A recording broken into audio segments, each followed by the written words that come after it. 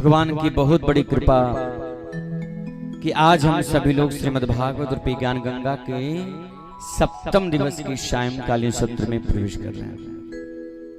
बंधुओं, धीरे धीरे ये सुख के जो दिन हैं ये अपने आप में परिपूर्ण ही होते हैं। आज बड़ा सुंदर भाव रख करके देखिए, हम सभी लोग सप्तम दिवस में प्रवेश कर गए। कल की कथा शेष बची है, उसके बाद परसों पूर्णाहुति संपन्न, भोज भंडारा और हमारे यजमान परिवार का कार्यक्रम संपन्न। बंधुओं, अगर देखा जाए तो श्रीमद् भागवत की कथा चारों धामों के उपरांत गया में आदि तीर्थ क्षेत्रों में जाकर के पिंडदान कर दिया जाता है और पिंडदान करने के बाद बड़ी श्रद्धा भक्ति विश्वास के साथ महाराज उसमें अवगाहन हुआ जाता है। लेकिन प्यारे, ये जो श्रीमद् भागवत की कथा है अगर देखा जाए तो एक माता पिता अपने पूर्वजों के उद्धार के लिए श्रीमद् भागवत की कथा सुनते हैं। और मैंने पहले भी निवेदन किया था और आज पुनः निवेदन कर रहा हूं, हमारे यजमान परिवार केवल एक गोत्र के लिए श्रीमद् भागवत की कथा नहीं सुन रहे हैं, ये तीन गोत्रों के उद्धार के लिए श्रीमद् भागवत की कथा सुन रहे हैं महाराज। पितु मातुष्य भार्याया कुल पंक्ति शुकारतम, अर्थात पितृकुल, मातृकुल और पत्नी कुल, ये तीन कुलों के उद्धार के लिए महाराज श्रीमद् भागवत की कथा सुन रहे हैं। और आज इनके जैसा कोई सौभाग्यशाली इंसान नहीं हो सकता जो मुक्ति देने के लिए गर्जना करती है। ऐसी श्रीमद् भागवत पुराण नहीं अपितु महापुराण की कथा में हम सब लोग बैठे हुए हैं। तो आज ये बहुत बड़ा सौभाग्य है मेरे प्यारे कि आज हम सभी लोग 8 दिनों से महाराज 7 दिनों से बड़ी श्रद्धा भक्ति विश्वास के साथ भागवत की कथा में अवगाहन हो रहे हैं। श्रीमद् भागवत कथा अत्यंत बंधुओं गोपनीय है महाराज। यह बड़ा रहस्यात्मक पुराण है। अगर इसको देखा जाए तो रहस्यात्मक पुराण है महाराज। यह भगवत स्वरूप भगवान का दर्शन कराने वाला, मुक्ति दिलाने वाला ग्रंथ है बंधुओं। जब मुक्ति के लिए साधन बनाया गया तो कोई और अन्य पुराण धर्म ग्रंथ सामने नहीं आए। 17 पुराण वेद व्यास जी ने लिख डाला, वेद लिख डाला, वेदांत लिख डाला, उपनिषद लिख डाला, लेकिन कोई भी सामने नहीं आया।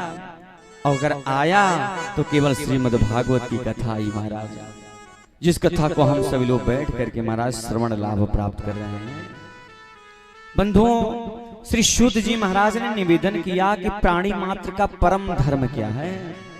शौनक जी ने प्रश्न किया था 6 प्रकार के महाराज, और उन 6 प्रश्नों से श्रीमद् भागवत की कथा का प्रादुर्भाव हुआ, आप लोगों को पता होगा।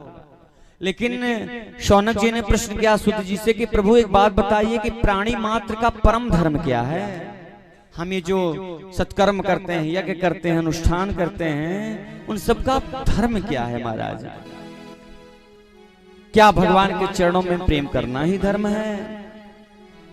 बड़ा सुंदर भाव दिया महाराज। सूत जी ने प्रसन्न हो गए। उन्होंने कहा, शौनक ऋषियों, तुमने जो प्रश्न किया है बड़ा सुंदर प्रश्न किया है।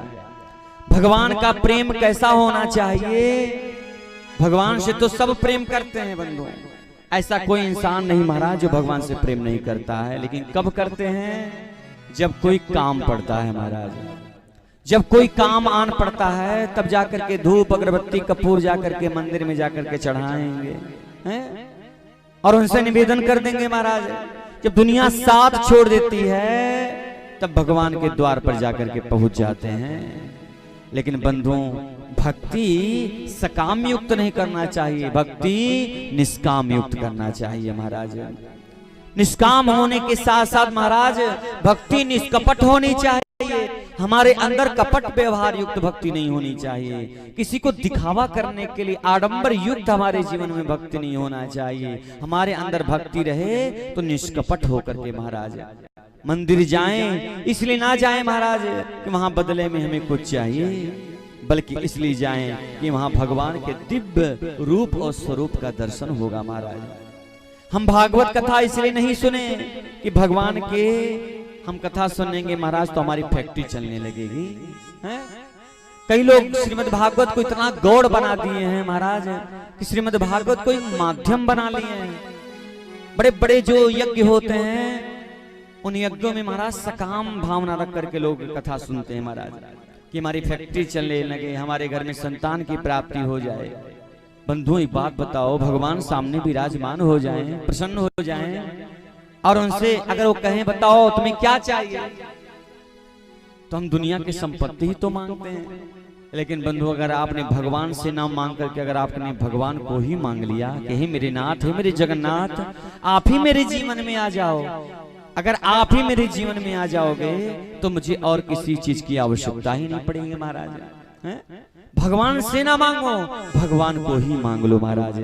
जिस दिन तुम्हारे झोली में भगवान आकर के विराजमान हो जाएंगे फिर और किसी चीज की हमें आवश्यकता ही नहीं पड़ेगी महाराज। धन संपत्ति प्रभुता ऐश्वर्य पद प्रतिष्ठा ये सब बंधुओं लौकिक चीजें हैं, सब गौड़ चीजें हैं। इनको कमाया जा सकता है पुरुषार्थ के द्वारा, सत्कर्म के द्वारा इनको कमाया जा सकता है। लेकिन ये जो सत्कर्म हम सब लोग कर रहे हैं एक कमाने वाला नहीं है, इसको हमें अपने जीवन में उतारना पड़ेगा महाराज। जब हम अपने जीवन में इसको उतारेंगे तब हमारा कल्याण होगा महाराज। कहते हैं कि जिस प्रकार जो माँ का प्रेम होता है अपने बालक के प्रति क्या होता है, वो सकाम होता है क्या? जिस प्रकार बालक का प्रेम माँ के प्रति महाराज वो सकाम हो सकता है, लेकिन एक माँ का प्रेम बालक के प्रति कभी सकाम नहीं रहता, वो तो निष्काम होता है महाराज, निष्काम होता है। यही परम धर्म है बंधुओं। जिस प्रकार प्रियतमा का प्रेम अपने पति के लिए निष्काम रहता है वह स्वाभाविक होता है। अरे सूर्योदय होने पर कमल का फूल क्यों खिल जाता है? जब सूर्योदय होता है तो कमल का फूल अपने आप खिल जाता है। क्यों खिल जाता है? उसके पीछे बंधुओं कोई लॉजिक नहीं है, विशुद्ध भक्ति है भगवान के चरणारविंदों में महाराज। जब व्यक्ति का प्रेम हो जाता है तो उसे दुनिया का और कोई राग द्वेष अच्छा नहीं लगता बंधुओं। मीरा का जब प्रेम भगवान के चरणारविंदों में स्वाभाविक हो गया तो दुनिया के लोग महाराज जाकर के अनेक प्रकार की बातें करने लगे महाराज। हर समय हर क्षण अनेक प्रकार की बातें करते, अरे मीरा तो बावरी हो गई है, तो पागल हो गई है। लेकिन बंधुओं मीरा ने किसी पर कोई भी प्रारोप अत्यारोप नहीं लगाया महाराज। घर में रह रही है तो दीवानी बन करके रह रही है, और जब जान गई कि घर में ही अब ये महाराज अनेक प्रकार की विपत्तियां आन पड़ी महाराज, तो घर द्वार छोड़ दिया मीरा ने और महाराज पहुंच गई वृंदावन में, मथुरा में, अयोध्या में, अन्य तीर्थ क्षेत्रों में महाराज जाकर के भगवान का भजन करने लगी महाराज। घर में विघ्न पड़ने लगे तो घर विलास धन वैभव सब छोड़ करके सब कुछ अपने गोपाल को ही महाराज मानने लगी और कहने लगी क्या मेरे तो गिरधर गोपाल दूसरों ना कोई महाराज। इस संसार में अगर मेरा कोई है तो कोई है, वो है मेरा गिरधर, मेरा गोपाल, मेरा गोविंद। ऐसी अगर विशुद्ध भक्ति अगर आपके मन में है तो समझ लीजिए कि आप भक्ति के रूप में हैं। लेकिन अगर आपके मन में ये भावना नहीं है, अभी कई लोगों को पता ही नहीं होगा महाराज कि मेरे इष्ट कौन है। ऐसे कई लोग होंगे जिनको पता ही नहीं होगा कि हमारे इष्ट कौन है, हम किसकी उपासना करें महाराज। बंधु हमारे जीवन में एक इष्ट होना ही चाहिए, चाहे जो अगर आप लड्डू गोपाल जी की पूजा करते हो तो उन्हीं को चाहो, फिर और किसी को मत चाहो। अगर हनुमान जी को चाहते हो तो हनुमान जी को ही चाहो, हनुमान जी के मंदिर में जाओ। हम नहीं कहते कि दुर्गा जी के मंदिर में मत जाओ, दुर्गा जी के मंदिर में भी जाओ, लेकिन दुर्गा जी से प्रार्थना करो हे मैया हमारा प्रेम हनुमान जी के चरणारविंदों में बना रहे। समझे? जब ऐसा मन में भाव होगा बंधुओं तब वो भक्ति और सफल हो जाएगी, संसार की आसक्ति अपने आप छूट जाएगी। जब भगवान से प्रेम हो जाता है तो उस परमपिता परमात्मा को ही व्यक्ति सब कुछ मानने लग जाता है। उसके साथ संबंध बंधुओं स्थापित कर लो, इस संसार अपने आप छूट जाएगा। इसलिए हम जितने अनुष्ठान करते हैं इन सब का मुख्य लक्ष्य बंधु यही है, एक फल यही है कि भगवान से प्रेम हो जाए महाराज, भगवान से प्रेम हो जाए। आज बड़े बड़े अनुष्ठान हो रहे हैं, पुरस्चरण हो रहे हैं, श्री राम महायज्ञ, विष्णु महायज्ञ, दुर्गा नवयज्ञ, चंडी महायज्ञ। किस लिए? भगवान को जानने के लिए ही तो। लेकिन हम क्या जान पा रहे हैं? बंधु हमारी स्थिति एकदम वैसी ही है महाराज, जिस प्रकार से हम घी की आहुति राख में दे महाराज। जैसे हम घी की आहुति प्रदान करें, हवन सामग्री जब हम आहुति देते हैं तो जलते हुए अग्नि में देते हैं ना। लेकिन बंधु आज स्थिति ये हो गई है कि महाराज व्यक्ति राख में हवन कर रहा है, भगवान को जानता ही नहीं, भगवान को समझता ही नहीं है। भगवान को तो केवल और केवल एक माध्यम बना करके रखा है महाराज कि भगवान से मिलता है। 2 रुपए की अगरबत्ती जलाएगा और 2 लाख रुपया मांग लेगा। बताओ ना, भगवान कोई उनके पास फैक्ट्री लगा हुआ है क्या तुमको ला करके प्रदान कर देंगे? बंधु जो हमारे शुभ कर्म होते हैं, अशुभ कर्म होते हैं, उनको हमें भोगना ही पड़ता है महाराज, ध्यान दीजिएगा। चाहे जो हो जाए, चाहे आप सब कुछ कर डालो, लेकिन जो आपके जीवन में है महाराज, उसको तो आपको भोगना ही पड़ेगा। स्वामी विवेकानंद के गुरु जी थे रामकृष्ण परमहंस। रामकृष्ण परमहंस को कैंसर हो गया था बंधु, और वर्णन ये आता है कि महाराज कलकत्ता में काली मैया का बहुत सुंदर स्थान है। वहां पर कहते हैं कि लोगों ने कहा कि अरे आप जब माता जी से बात करते हैं, माता जी से आपका बातचीत होता है, और वस्तुतः बंधु सत्य बात है, श्री रामकृष्ण परमहंस जी महाराज काली मैया से बात करते थे। डायरेक्ट काली मैया उनके लिए भोजन ला करके लाया करते थे, आपस में बड़ा प्रेम था उनका महाराज। लेकिन कभी काली मैया से अपने लिए कुछ नहीं मांगा महाराज। लोगों ने कहा कि क्यों नहीं मांग लेते, अगर आपको कैंसर हो गया है तो काली मैया आपको ठीक कर सकती है।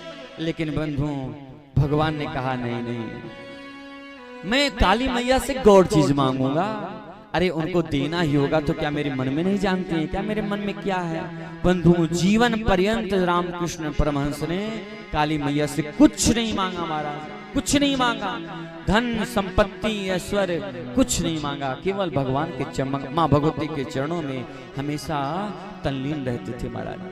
कहने का भाव है बंधु, ऐसे ही महाराज राजा दशरथ जी हुए, चाहते तो महाराज उनकी अल्पायु में मृत्यु नहीं होती, लेकिन उनके राम जी के प्रति इतना प्रेम हो गया था महाराज, उस वनवास के क्षण को महाराज स्वयं सह ना सके महाराज।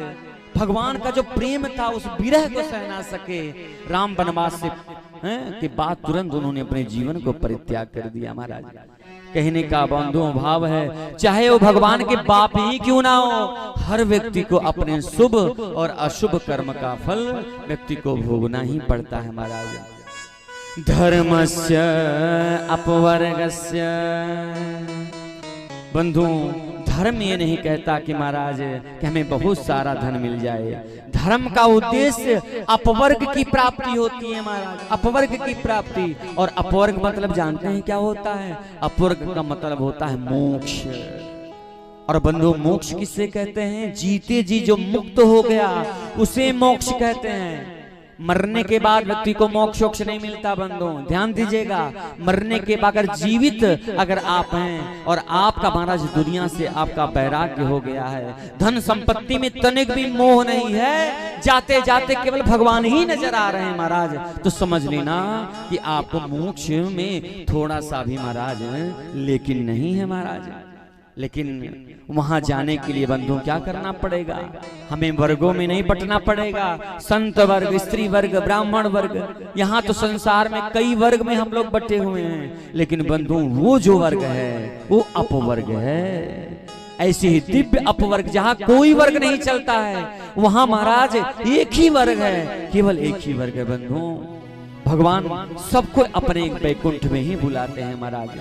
इसलिए धर्म को करो तो अर्थ के लिए मत करो।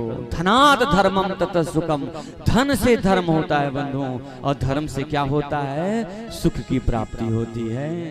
इसलिए मेरे प्यारे केवल और केवल धर्म कमाओ। अगर तुमने अपने जीवन में धर्म कमा लिया तो और कुछ कमाने की आवश्यकता नहीं पड़ेगी। हमें अपने जीवन में धर्म कमाना चाहिए, और धर्म का मतलब होता है बंधुओं परोपकार। परोपकार बंधु होता है। अगर तुमने पूरे जीवन में धर्म कमा लिया तो समझ लीजिए आपको सब कुछ मिल जाएगा। कमा ले धर्म धन प्यारे, कमा ले धर्म धन प्यारे, सफर में काम